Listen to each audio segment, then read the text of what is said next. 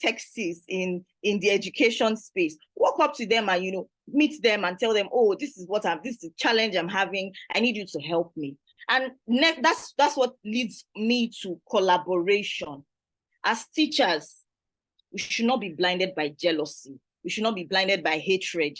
Why is he always that teacher? It's always that person. They're always calling that person. So even if that person has all the answers that I need, I don't think, or I don't feel that I should meet that person for help. You should be able to collaborate. Collaboration is an important tool, especially if you want to bring in creative activities into your classroom. You need collaboration. You need to collaborate with your teammates. Now, I know for some of us, maybe we're shy or we don't want the other person, but it's not going to do anything to you. The worst that will happen is a no. That's the worst that will happen. But I don't believe that there are other teachers that are, evil-minded and, just so mean to the point that they won't want to work with you. So it's very essential. That's one thing I do. I'm a literacy teacher. I also teach social science and some other subjects when I can, but I try as much as possible to work with other teachers, even teachers that are not in my classroom, to see, okay, what can I do to make this thing better? How can I do it? What are you doing in your subject? Let me see if I can bring it into literacy and see ways that it can work. Okay? Another thing as 21st century teachers that we should be able to do is the ability to adapt. If you taught during COVID-19, just give me a thumbs up in the chat box. You taught during COVID-19. If you taught during COVID-19, let me see your hands up. You can just give me a thumbs up. Thank you. Okay. Can I just need one person to share their experience? If you're not shy, just turn on your mic and just share your experience. What was it like for you? Anybody that's not shy, any teacher, any 21st century teacher that's not shy, that taught during the COVID-19 period. If you're yes, Mercy Nandi, you can unmute your mic and tell us what was the experience like.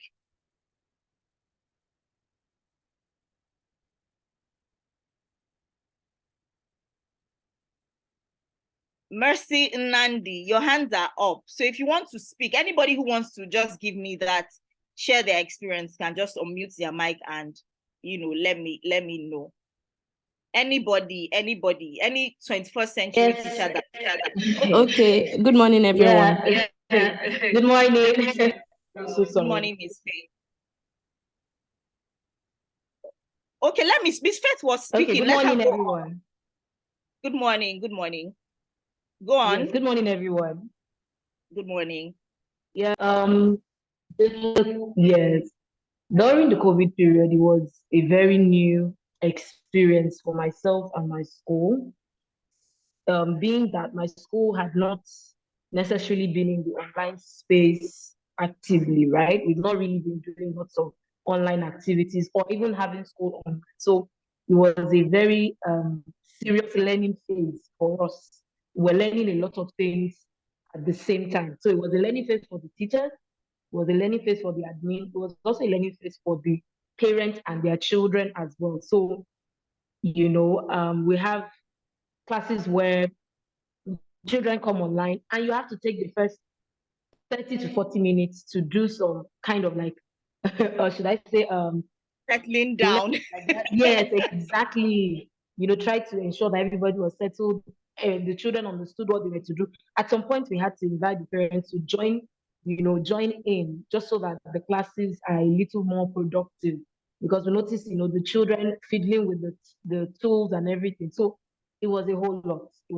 It took us a while to adapt first before we could even say we were productive enough to have classes. Yeah. Thank you very much. Thank you very much, Miss Mercy. But one thing that I know resonates with everybody was that maybe initially the first 1-2 months were rough. I know everybody would attest to that. But eventually, I think we even, a lot of teachers even got to that space where, you know what, we just got so comfortable. It felt like it was our way of life. The online thing now, we just got used to it. Coming back physical, I think sometime around September for some schools, it was a bit challenging. Some of us had even forgotten how to stand in front of the class because we were just used to our screens. But what does that show? It shows that we are able to adapt. And it should be a thing for every 21st century teacher. How many of you can teach without having a lesson plan or having a lesson note? Oh, something happens. They say, okay, impromptu, go to this class. Would you just go to that class and just be staring? Your teacher is not here today. So what? I don't know what you're going to do. Open your textbook to page this, and you're just very random. But we should, as 21st century teachers, be able to adapt. We should be able to use our imagination. How can I make this thing work? And that's what a lot of us did during COVID-19. If they had told us that, oh, maybe 10 years ago, it will happen that teachers would use the online platform as a tool for learning to take place, a lot of us would say it's a lie. It's not going to happen. Learning only takes place when the teacher is in front of the classroom, and it's a lie. It's not true. Another thing is that as 21st century teachers, we should be lifelong learners. And I'm very grateful that a lot of us are here. We're learning. We're open to learning. I'm also open to learning. I'm open to listening to you guys. If there's anything that I don't say today and you can share with me, I'm very open to that. Okay, so we should be lifelong learners. We should keep learning, continue learning as we are doing today. And that's why a lot of us registered for the School Wired conference. Okay. Now, we're 21st century teachers, and definitely we know that our children are 21st century children. In fact, some of them they've gone ahead, they've seen the future, and a lot of us are still here. We're still in 2023, and some of our children, they've got into 2024. But because we have some of these traits and skills, we'll be able to meet up and match up. Okay. However, I believe that at the core of everything that we do in the classroom, these 4 C's are very, very essential. Okay, it's very, very essential. No matter, now, this is not just, and I know there are math teachers here, there are other subject teachers here. Whatever it is that I say, try as much as possible to think of ways that you can blend it into your subject area. Okay, it's very easy for, especially for literacy teachers and teachers who, if you studied English like me, I did English undergraduate, my master's was literature. Literature is even a bit fun, but you see English, grammar, I feel like, if you agree with me, it's very boring. And it's because of how we were taught. Our lecturers just came and some didn't even teach. Some just came and just talked, and we didn't see the fun in it.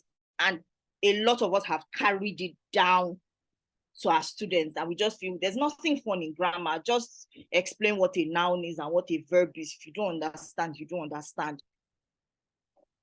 And I feel like it's something that's a lot of teachers have that, oh, what will I do? Grammar is boring. How do I spice it up? And I know that that's why most of us are here. But I think that this should not be the case for us as 21st century teachers. We should find a way to infuse these four C's. If you think, okay, collaboration, are there things that I can do that will bring collaboration? One way or the other, you're going to infuse a creative activity. Are there things I can do in my classroom that will aid communication? One way or the other, you're going to think creative activities. Are there things I can do? Critical thinking, creativity, all of these things, you're going to, one way or the other, you would see that they will still lead you to, you must do a creative activity. You must do a creative activity. Okay, and definitely our creative activities should infuse these 4 C's. If your creative activity that you're doing is not going to involve collaboration one way or the other, then I don't know what you're doing. If it's not going to involve communication within the class, between the students, between you and the students, I don't know. If it's not going to spur critical thinking, then I'm not sure that, and most of all, creativity, that your children turn out to be creative minds because of these activities that you have infused in your classroom. Now, why should we do creative activities, or why should we have creative activities? Are they that essential? And I'm sure some of you are wondering, because you feel that, oh, these things are very stressful, or they take a lot of time, or it's not, I don't think it's important. They should just be able to tell me that a noun is the name of an animal, a place, or a thing, or a verb is an action word. If they can't decode that, they should move on. And this also, like I said, other subject teachers, as we go on, think of how this applies to your subject area, please. I'm not very good at math. My students know that. And I'm not shy. So I will not talk about like most of these other subjects. My forte is English, literacy, creative writing. So you would see that in my talking or in my explanation, I would, talk about literacy a lot. Now, why do we have to do creative activities? Why? Incorporating creative activities is actually very essential in making literacy more interactive and engaging. Now, one thing it does is increased motivation. If you have activities like role playing, storytelling, creative writing workshop, reader theater, and some of these things, and you infuse them in your classroom, whichever subject it is that you are teaching, one way or the other, you're tapping into your learners' interests. And when your learners are motivated and when they are engaged, they are most likely to want to participate. Every time you say, oh, we're going to do, there's hardly a time when, because, and sorry that I'm going to deviate a bit, a lot of teachers have a problem letting their students in on what they're going to do next. And they don't know that that's like it's like you're teasing a mouse with cheese. If you tell your students, oh, next week we're going to do this, every day till you do that thing, they're going to disturb you. Are we doing it today? Are we doing it today? Mr. Tosin, are we doing it today? Are we doing it today? And if maybe yesterday you had done something that was fun, when you come into the class, the first thing they're asking you, are we going to do that thing we did yesterday? What has happened is you have increased their motivation towards that thing that you want them to learn. And they are most likely to participate in whatever activity that you bring up, because slowly they have developed a positive attitude towards learning. Another thing that creative activities do is to stimulate imagination. It helps them to use their imagination, their thinking of how to solve problems. They are able to visualize things. They are able to, internalize things and allow things and all of that. What else does, why do we need creative activity? It enhances comprehension better. Imagine that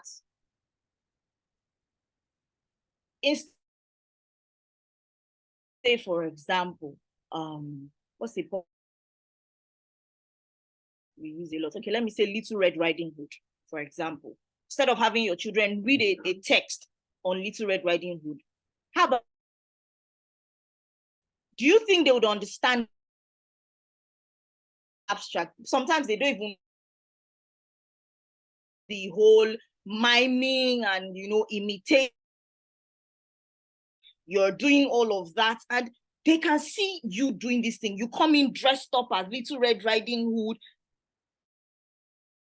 enhance the way they understand this thing. It gives them a deeper understanding of that concept. So I don't know if you can. the is okay. So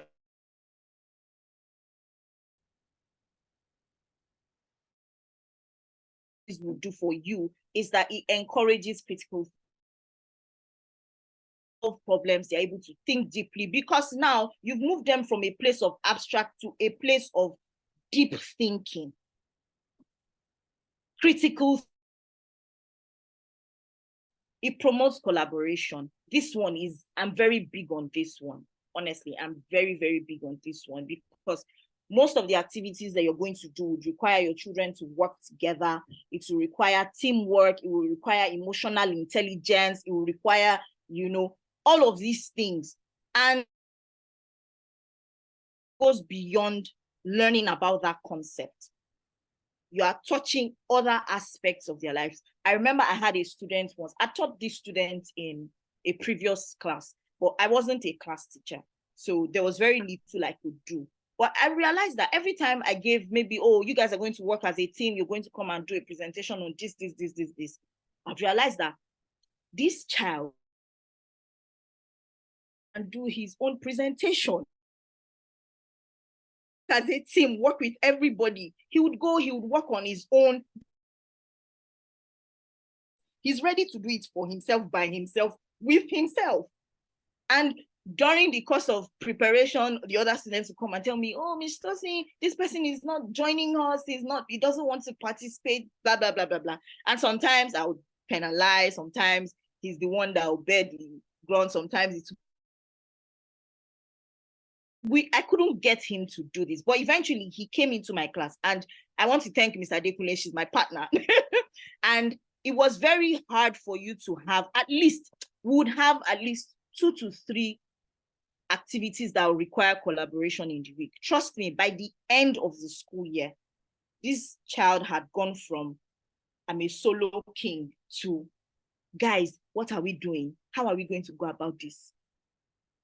See how much change had occurred within a year. He had moved from wanting to do things all by himself to that student who just wanted to work with other people, encouraging other people, understanding that, oh, okay, this person doesn't want to talk yet, or this is how this person understands this. Let me explain it better to this person. So it even just goes beyond the concepts that you are teaching now. You're touching every other aspect of your life. Creative activities that you can incorporate cultural references.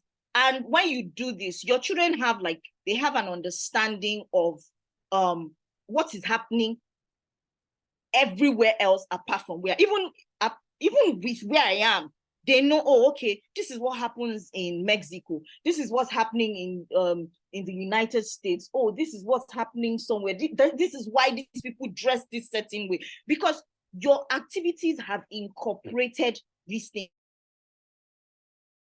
People from other cultures, because they understand these things. They don't even need to travel. Imagine that your students have a remarkable understanding of certain parts of the world without even getting there, without even getting to the airport, because of some of these activities that you're doing in your classroom. It reduces learning barriers for lots of teachers. This is something that concern for many teachers. I have this student, no matter what I say, he just never gets it, or she just never gets it. And every time you are just saying the same thing. Say, have you tried something else? Do you even understand your students? When you incorporate creative activities, no learner is left behind. Because if you're not using sound, you're using sight. If you're not using sight, you're using touch. One way or the other, you'll be able to connect. And it's even, I feel like it's a measurement tool for you. You know what works and what doesn't work. You know, oh, okay, this particular child, every time I play a video, he connects more than when we come in front of the class and talk. You know that, okay, every time I have to teach that particular child, I need to ensure that there's a video prepared. So it's even like a measurement tool for you. when you infuse all these creative activities in your classroom. It leads to long-term retention. Because of the investment that they've put in into all these creative activities, they are most likely going to remember. Imagine that you read a story. They will forget the content, everything about the story, even the character. Some of them may not even remember. But if you say, okay, so we're going to act out the Three Little Pigs and the big bad wolf, they will remember. In fact, all that, and he huffed and he puffed, they will not skip a line, because they acted it out. They put in effort. It was like a personal investment for them. So the chances that they would forget is very, very slim. There's an activity that typically I do for my year 4 students in third term. And it's like it's a creative activity, and it involves the children doing a certain thing.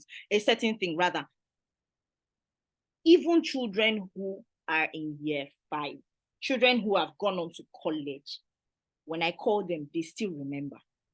Oh, Mr. Tosin, do you remember when you asked us to do this? And I was this. They always remember. And this is like you're talking years down the line. They remember what they're supposed to do. They remember all the rules that you've given to them. They remember the rubrics that you gave to them. They remember everything. Long-term retention. And that's what we want. We want children who would walk up to us 5-10 years down the line and say, oh, do you remember when you made us do this? I can never forget that experience. For them, you're giving them